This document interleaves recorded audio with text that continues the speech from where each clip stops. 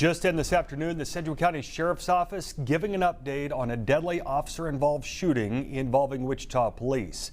We now know who the man shot and killed by police is. Benjamin Board had a warrant on 8 counts of sexual exploitation of a child.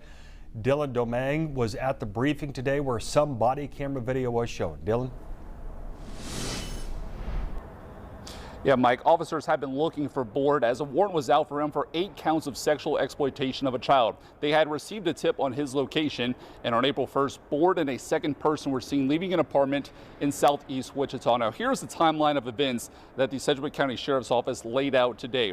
Board was riding on an electric scooter when SWAT officers in an unmarked vehicle pulled up alongside him near Cherry Creek Drive. Board began speeding away before officers caught back up and shouting, "Police, police, police, stop, you're under arrest." Board then drove his scooter into a front yard of someone's home in a neighborhood, and then body cam video shows he stumbled and fell to the ground.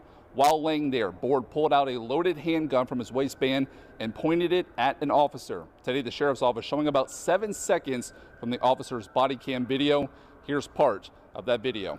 Police, police, police, stop, stop, you're under arrest.